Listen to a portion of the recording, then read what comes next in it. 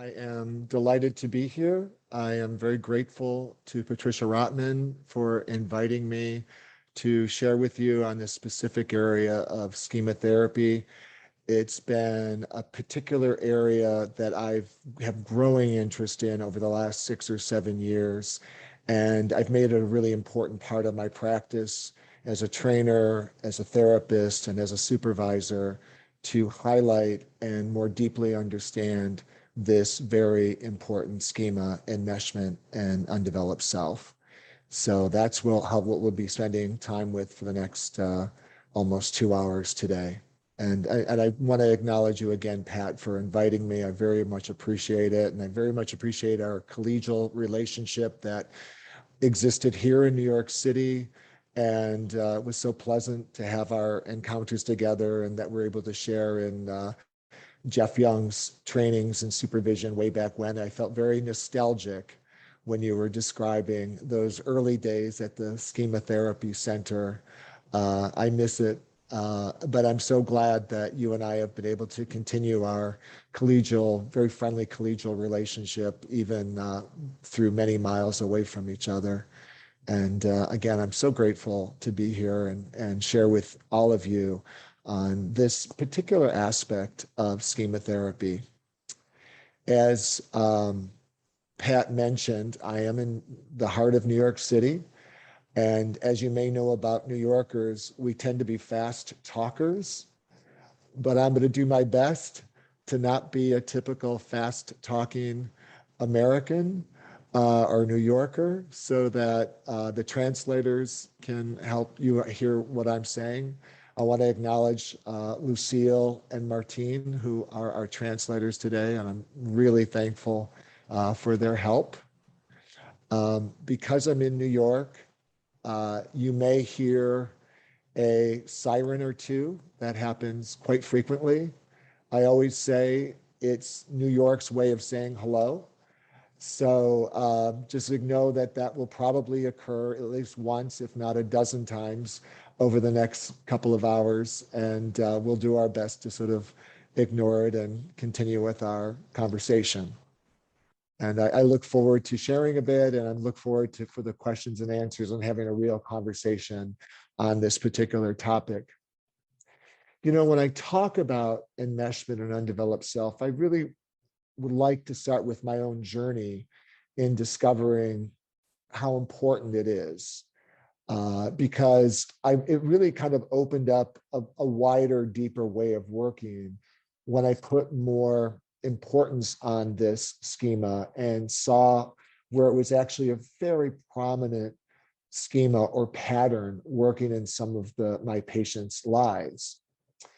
And initially, I misinterpreted a number of my patients, this subset of patients, as having more of a defectiveness schema, that they were very much too easily activated into a shame state and behaved in a shameful way.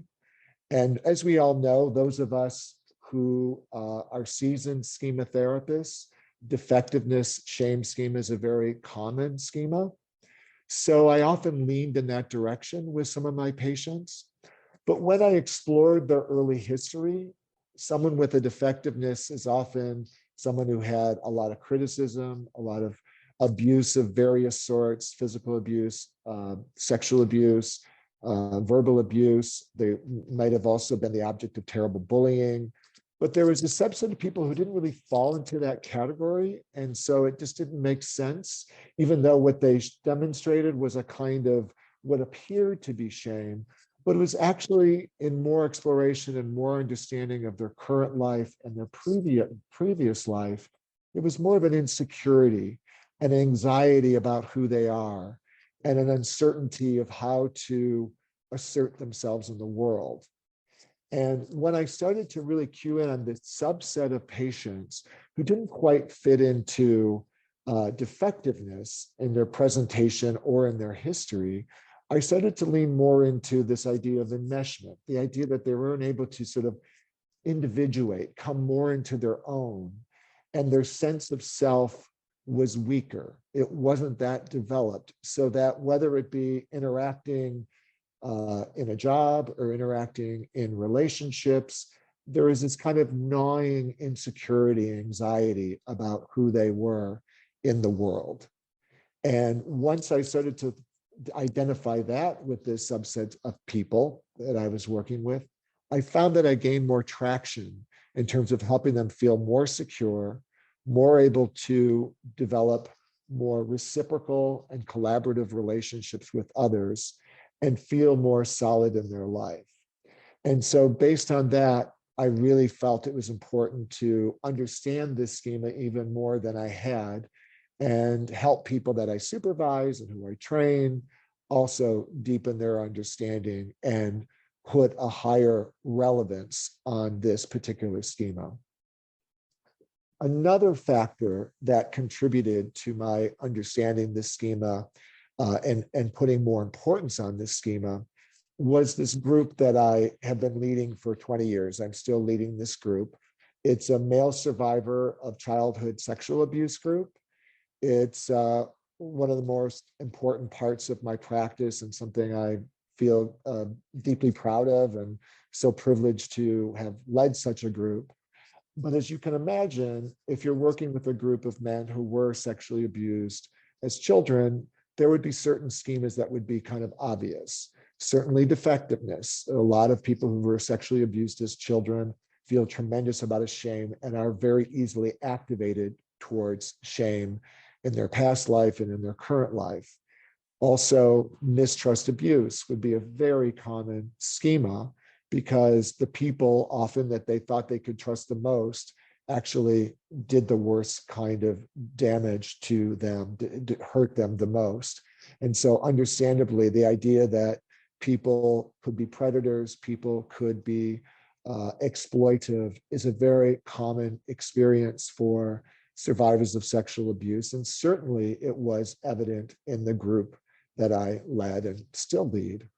But what I came, as I was making this other discovery with my individual patients, I also found that a lot of these people had a difficult time feeling secure within themselves, having a what we call a developed sense of self, and feeling like it's hard for them to separate their own experience from the experience of another person.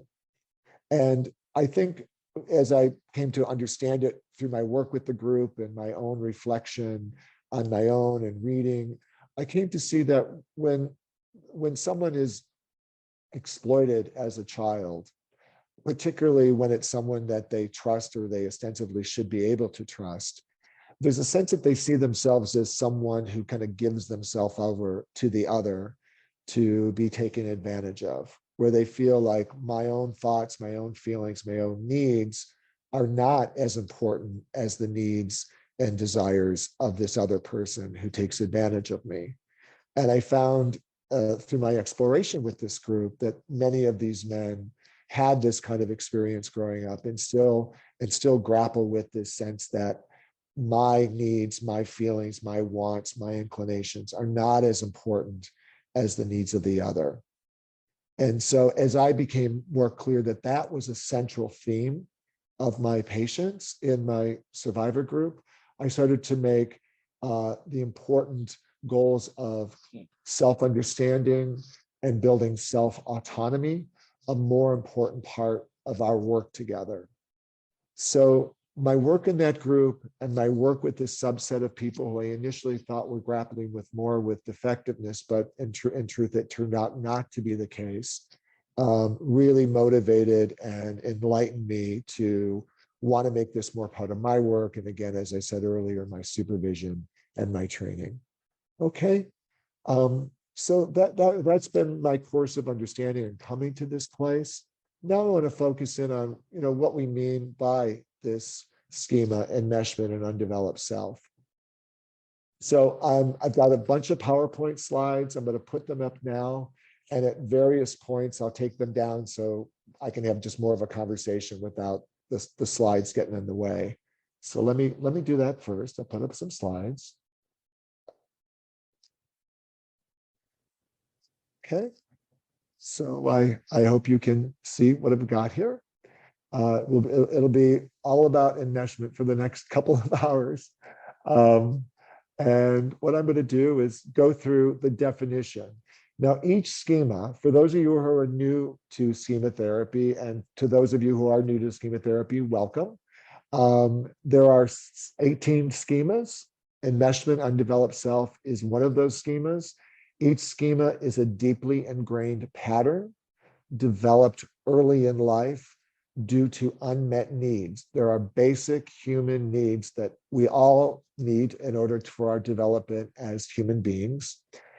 Children, infants, toddlers, teenagers have a set of needs, and our belief that when a certain amount of needs are unmet or not adequately met, a person will develop a schema or many schemas. And each schema, we define each schema as a particular pattern. Now I'm going to read you the definition of the enmeshment undeveloped self schema. This is excessive in emotional involvement and closeness with one or more significant others, often parents, at the expense of full individuation and normal social development. Often involves a belief that at least one of the enmeshed individuals cannot survive or be happy without the constant support of the other. Now, this one's, I think, this is a topic that is really, really important for us to discuss. I'm so thrilled that many of you represent various number of different countries. And the idea of, being individualized is very different from country to country. And I actually think it's more specific than country to country. A particular town you grew up in, or a particular religious orientation you grew up with, had a lot to say about, to the extent that you can individuate as a person within your family system. So I just want to show you this very kind of silly example from a comedy movie about a woman who's Greek, and she talks about how difficult it is to be her own person without her family being a part of kind of everything in her life. And then we'll talk a little bit about what that means in terms of all the other cultures throughout the world, including the one here in New York.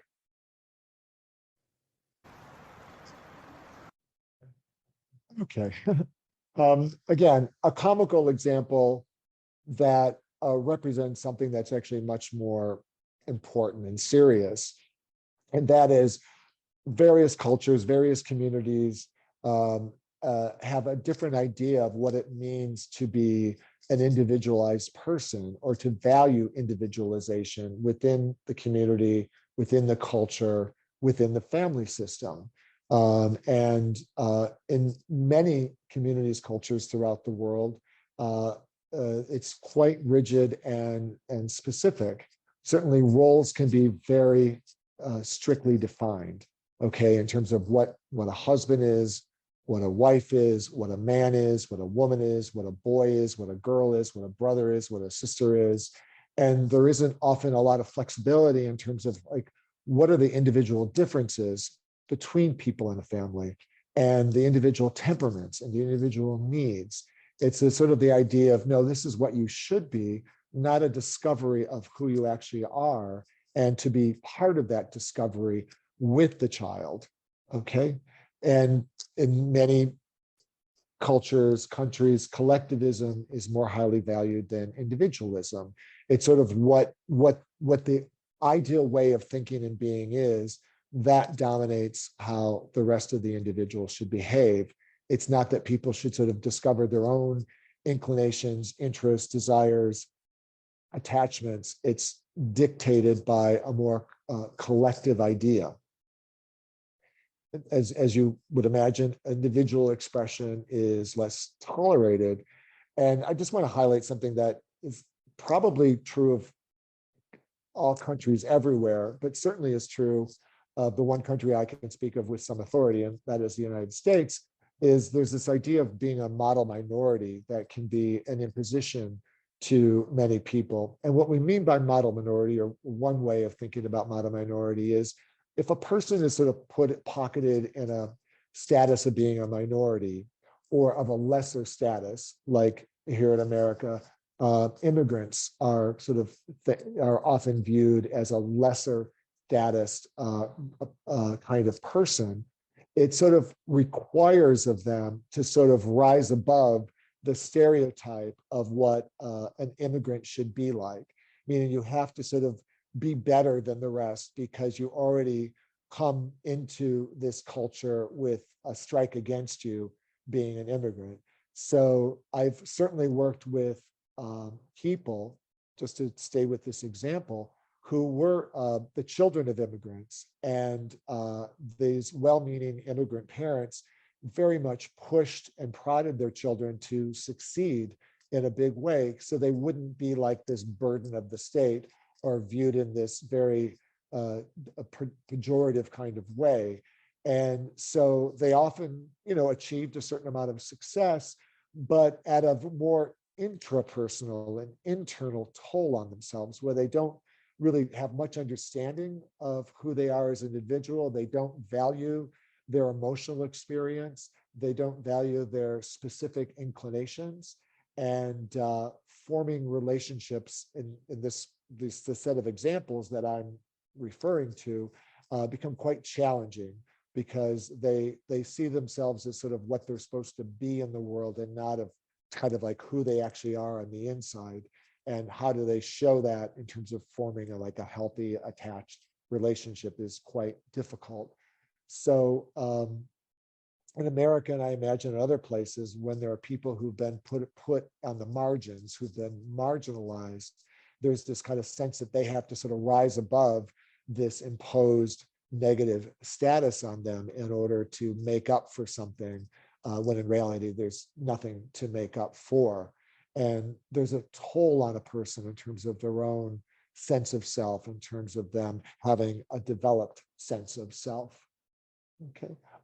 Now, I imagine that this idea of culture is striking all of you in some different ways.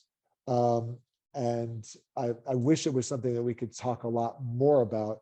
I think, I just want to say, I think here in America, or I think Americans are viewed as highly individualized and different than perhaps a lot of other countries.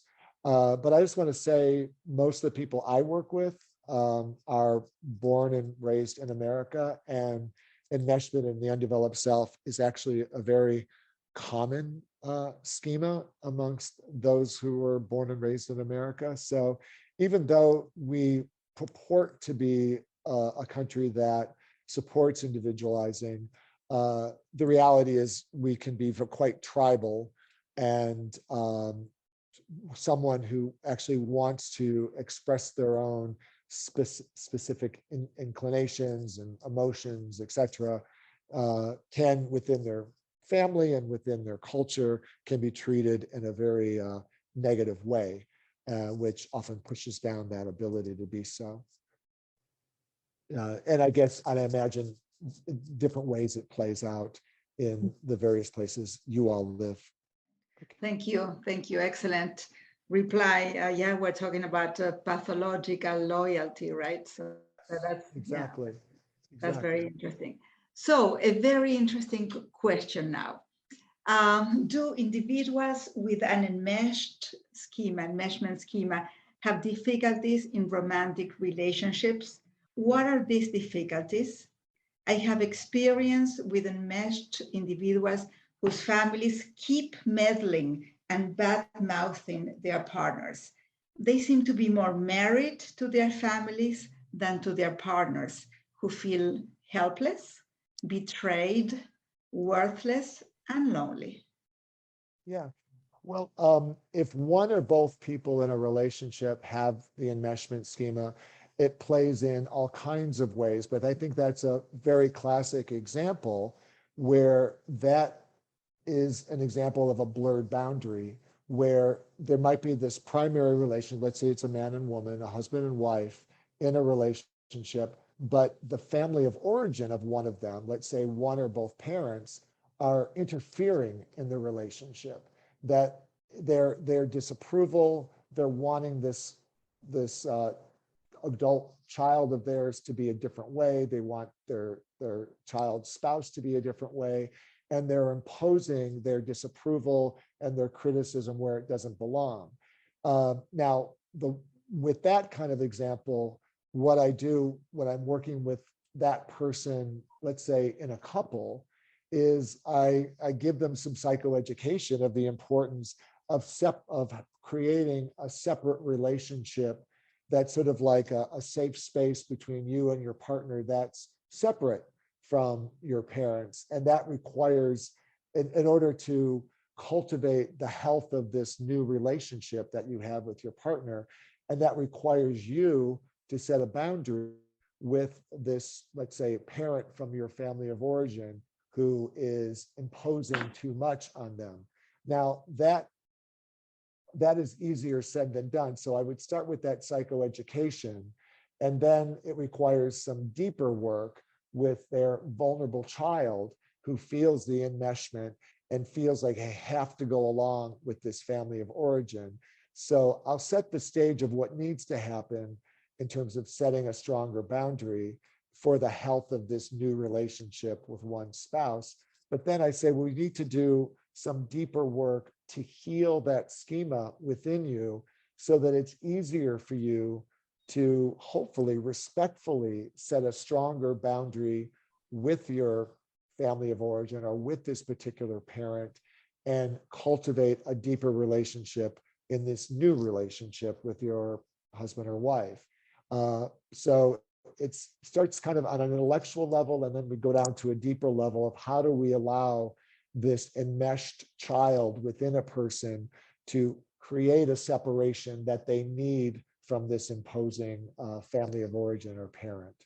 But that's just one, I mean, that's actually a very common issue with people who have enmeshment and undeveloped self, an imposing parent who's saying this new relationship should be different in some way. That's a very common one. But what also happens within the relationship there's all kinds of challenges that come about in terms of, like I think I suggested earlier, being caught up with the emotional experience of the other person as if it's your own experience, right? Like, I don't want to do this because it makes my wife feel this way, but there's a whole neglect of, but what's your emotional experience? And how do you negotiate with your spouse? You know, what you feel, what you want, what you need between each other. There's a sense of kind of a negotiating needs that is very, very hard for people in a primary relationship with the enmeshment schema. And that's something that I will, again, in a psychoeducational way, describe as an important aspect of a healthy relationship, to negotiate wants and needs, and also highlight that if you have the enmeshment schema, the idea that you can understand what your needs are and what your feelings are and negotiate with your partner doesn't feel like it's an option, doesn't feel like it's something you can do. So Great. Yeah. Thank you, Jeff. And actually, we have a part 2 of this question. Actually, you did address it in part, which is, would you invite their partner to join sessions? And does couple therapy work with these enmeshed individuals? If I'm working with an individual who has the enmeshment schema, it's very common for me to invite the primary partner of that person into a session. It's not unique to dealing with someone with enmeshment, though. It's actually a part of schema therapy. We're much more open than therapists of other models to at times invite the primary partner in of the individual we're working with to get the perspective on this person from their point of view. They actually know them more. They spent more time with him or her, so their input is highly valued. And we also want them to understand, the kind of work we're doing. And from my perspective as schema therapist, why I think the challenges that exist in their primary relationship. So it's something that I will do fairly regularly with the agreement of the individual. Like I have worked with some individuals who, for various reasons, would rather their primary partner not come in for a session, and I honor that. But most of the time, they're comfortable with that. In fact, they're happy to have that happen, and I try to make good use of getting information from this other person and also providing information from my perspective of what's going on from a schema and mode perspective. Great. Thank Was there another part to that question? No. Yeah, you covered it all, so that's great. Yeah, cool. Yeah, very clinical answer. Excellent. So let's go to our next question. How common is it for people to be offended or resistant when it is suggested that they likely have a high enmeshment schema? That's a great question. You know, it's an interesting situation that maybe some of the more seasoned schema therapists out there have found is, you know, we have this YSQ that it's a questionnaire that measures schemas like what's the likelihood that you have a particular schema or not. And oftentimes when people fill out this questionnaire, they don't score very highly on the enmeshment undeveloped self schema. But in our conversation, it seems more clear that they probably have that schema. And I find that when I describe the schema to them and the ways in which they can develop this schema and probably have developed this schema, most of the time, they're very much in agreement with my description and the idea that this is an important thing for us to develop together. In fact, in some cases, I found people like really happy that I put words to an experience that they can't quite understand. It's kind of like an emotional turmoil that they can't really describe articulately of why they feel the way they do. And many times when I'm able to describe what I think they're dealing with in terms of enmeshment and why they're dealing with it, they often feel relieved and even excited. Now there's a smaller subset that are very resistant to it. And I honor that. You know, I say, you know, I could be wrong, and let's keep exploring. And certainly there's other schemas we can address. And we do that. And sometimes I am just wrong. And it doesn't end up being a schema that we address. And in some cases, it ended up being a higher schema. But because some of these patients have what we call a default mode, meaning a way of being that they're in so often that it blocks the idea that they have this enmeshed, this enmeshed schema. Like a very common mode for enmeshed people is a compliant surrender, meaning they just go along with what is expected of them. And it feels so normal. It feels so egocentric. They're not able to believe there's something wrong with it or something that interferes with their own development as a person. So if that is the case, as we address this compliant surrender mode, they become more amenable to the idea that there is this deeper theme, this deeper pattern of enmeshment for us to address. Thank you, Jeff. Excellent answer again. And well, you know, time is running out. And so, you know, we wish, you know, we could stay 2 more hours with you, you know, addressing this topic. We should absolutely think about doing a part 2. That would be great. And well, you know, thank you so much for sharing so much wisdom and clinical experiences and the video. I will switch to Spanish, okay, right now, and the interpreters will continue. Así que bueno, espero. So, I hope you have enjoyed this webinar as much as I did. Again, I would like to thank Dr. Jeff Conway for his learning experience, a first-rate learning experience. The webinar was not only excellent because it allowed us to conceptualize these patients that are so difficult, but In addition, it was very clinical and very practical. Thank you very much to every participant for your interest in learning more about schema therapy. Thank you. We are very pleased. And of course, we wish you can attend the official training. So now you can open the mics and we can say goodbye. A huge hug to all of you. And I wish you a happy Christmas and an excellent 2022. So let's let's turn on our cameras so we can say hi. Gracias. Felicidades. Thank you. Thank you. Thank you. Thank you, Jeff. A Thank wonderful you very course. much. Really terrific. Thank you very Thank much. you. Thank you. Bye. It was really nice spending time with all of you. Likewise, nice to see you, Jeff. Thank you. Sure. Thank you very much, Mr. Conway. Most welcome. All right, well, stay tuned for part 2. Thank you. Barbara. Bye-bye. Yes. Happy New Year. Feliz Bye. año. Hasta la próxima. Bye.